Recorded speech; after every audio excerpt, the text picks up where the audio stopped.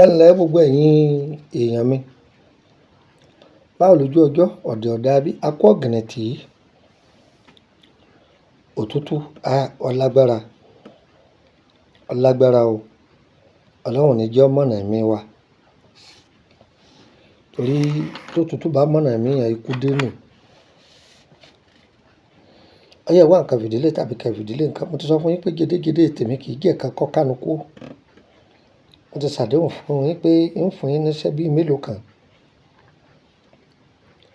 Ṣùgbọ́n lára àwọn iṣẹ́ yìí, màá ta kókó méjì. Ń ta kókó méjì ńbẹ̀. Tí ẹ rí iṣẹ́ yìí, ó ní ọṣẹ, ó ní pàfúmù. Mo ń sọ fún yín pé nípa gbọ̀ọ̀rọ̀, mo fẹ́ yọ̀ǹda iṣẹ́ ńbẹ̀. Màá fún yín ní part 1, mi ò ní fún yín ní part 2 rẹ̀. Ẹ gbọ́. Bẹ́ẹ̀ sì ni part 1 ò ṣe é dá lò láì má rí part 2. Bẹ́ẹ̀ ni.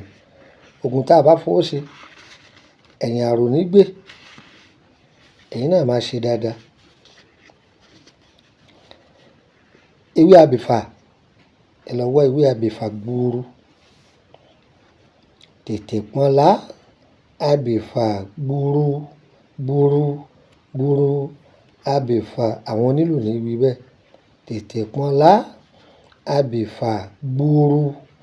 Ewé tètè pọ́nlá ní jẹ́wé abìfà. Ẹ lọ tọ́jú ẹ̀. Ẹ tọ́jú ọ̀mùnú gbọ̀ọ̀rọ̀. Gbọ̀ọ̀rọ̀, ewé tó wà lẹ́nu rẹ̀ àti igi rẹ̀ ẹ̀kan. Àbẹ́yọ ọ̀gẹ̀dẹ̀, ẹ tọ́jú ẹ̀, ẹ jẹ́ ó tó bí 4 àbí 5 kẹ́gé. Ẹ mọ̀ wọ́n ń pè ní àbẹ́yọ ọ̀gẹ̀dẹ̀. Ẹ lo abo ọ̀gẹ̀dẹ̀ kẹ́ bẹ́ ọ̀gẹ̀dẹ̀ lulẹ̀. Tẹ́ ẹ bá ṣe ìdájí lẹ́ lọ bí aago 6. Ẹ bá ti bẹ́ lulẹ̀, tẹ́ ẹ bá lọ nírọ̀lẹ́, ọ̀gẹ̀dẹ̀ yìí yóò ti wù sókè padà. Èyí tó ti wù sókè yẹn òun là ń pè ní àbẹ́yọ ọ̀gẹ̀dẹ̀. Ẹ gé. Ìsọ̀ yìí ni kọ́kọ́ là á lò fún. À á lò fún àgbéga, à á lò fún sọ́rí. Blessing. Bẹ́ẹ̀ ni. Bọ́tà bá pégbá tó pégbèje ó borí wọn. Wọ́n ti ṣe ìṣẹ́gun àbẹ́yọ ọ̀gẹ̀dẹ̀. Ẹ tọ́jú ẹ̀.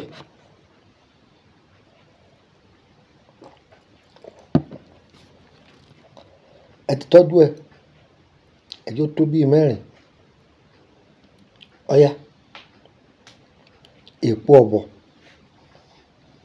Ẹ̀gún gúdúgúdú. Ẹ wò mí. Irú woro wà ńbẹ̀ o. Irú woro.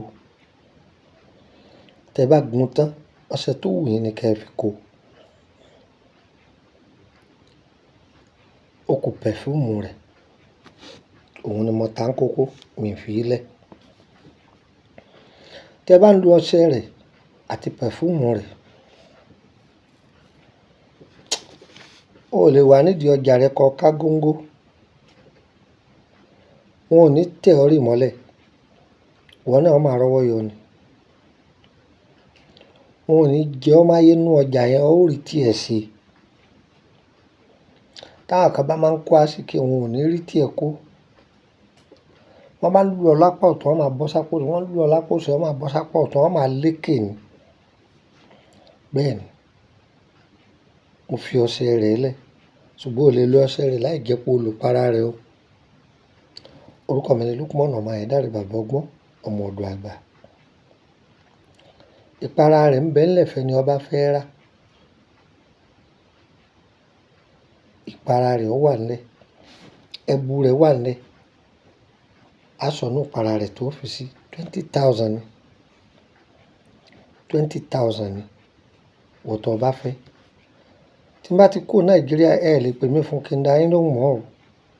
Níwọ̀n bá àgbà tí mo wà Nàìjíríà yìí ni. Èyàn ò rí tí ẹ ṣe. Agbára Ọlọ́run.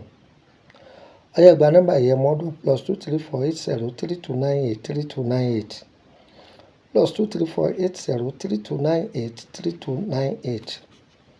Ó yá ẹ gbà kan sí +2348133155111 +2348133155111. Ṣé rí nọ́mbà méjèèjì Nàìjíríà mi yìí? Ó wà lórí WhatsApp, ibẹ̀ ni ẹ ti máa bá mi sọ̀rọ̀. Ọ̀rọ̀ tó bá mi sọ gbọ́dọ̀ ju ọ̀rọ̀ mẹ́rin lọ. Ìwọ tó fẹ́ ra ohun táǹtà, ìwọ tó fẹ́ béèrè nípa ìrìn àjò ayé rẹ, ó di mélòó? Ó di méjì. Ìwọ tó fẹ́ join private group, ó di mélòó? Tàbí ìwọ tó jẹ́ pé o fẹ́ bẹ̀ wá ń ṣẹ́, ọ̀tán. Ṣé o pé o bẹ̀ wá ń ṣẹ́ àtọ̀ fẹ́ ra ohun táǹtà ọ̀tọ̀ọ̀tọ̀ ni? Ìwọ ò fẹ́ rojọ́ pé iṣẹ́ báyìí sọ wà nílẹ̀, tá bá ti ní ọ wà nílẹ̀, mo fẹ́ rà náà nìyẹn. Ṣùgbọ́n iṣẹ́ báyìí mo fẹ́ bẹ̀ yín, ìkejì nìyẹn. Orí ẹlẹ́ẹ̀kẹta ẹ dákun, private group tẹ̀ ń wí, mo fẹ́ join rẹ̀, ìkẹta. Ẹlẹ́ẹ̀kẹrin pé mo fẹ́ béèrè sí ìrìn àjò mi. Nǹkan mẹ́rin tó lè fi pè mí nìyẹn o. Tí ẹ bá ti sórí bẹ́ẹ̀, má pè nọ́mbà mi o, ìní dán lóhùn o. Ọgbọ́. Ẹ̀yin tẹ́ ẹ máa béèrè pé ẹ dákun ẹ̀yin rèwé jágbẹ́ rèwé ìjogbo gbọ́gbọ́ ọ̀dọ̀ àwọn eléwé ọmọ. Ìwọ tó wà ní London àwọn tí ń tewé ọmọ wá. Ìwọ tó wà l'Amẹ́ríkà àwọn tí ń tewé ẹ gọ́gù rẹ̀ wọ́n tà fún yín bẹ́ẹ̀. Ẹ kú mọ yìí. Wọ́n á ní ewúrẹ́ ilé ọmọ yẹn ọdẹ, afẹsẹ́gbèjò ọmọ yẹn agbádá ńlá. Ìwọ ò lè jókòó sínú AC, kí mi jókòó sábẹ́ ẹ̀fọn, òní máa bọ́ sáré kiri. Láyé àtijọ́ nìyẹn ó ti kọjá. Ẹ gbọ́. Ẹ jẹun fún yín ní nọ́mbà orílẹ̀-èdè Benin. +22954651928 +22954651928.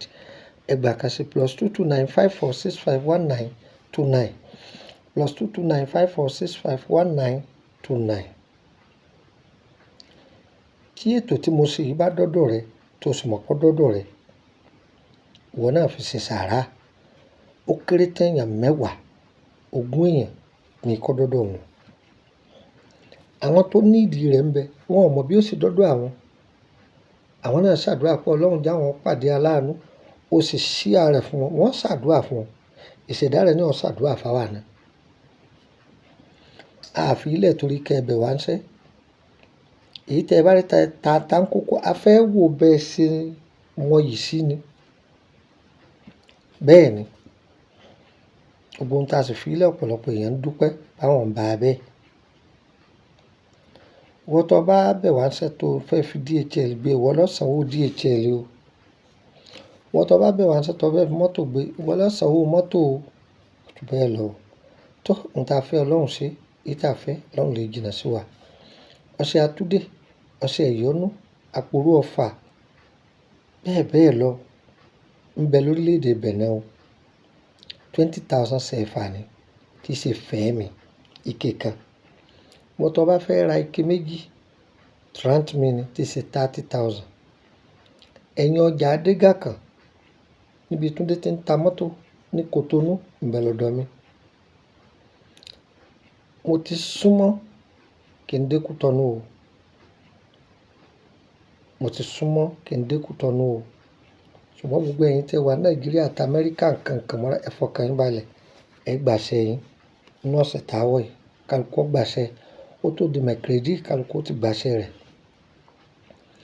Ẹ̀yin tá a pè fún DHL, ẹ máa gbáradì o.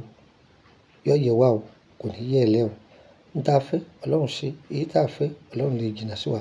Tẹ́nìkan bá ní bàbá ọgbọ́n ọmọ ọ̀dọ̀ àgbà lòun, tẹ́ ẹ bá ti gbọ́ lókun mọ́nà máa yẹn dáre, kì í ṣe mi.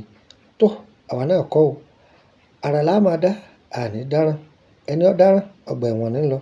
Ayé ò ní fi wọ́n wá wò. Ire kàbìtì.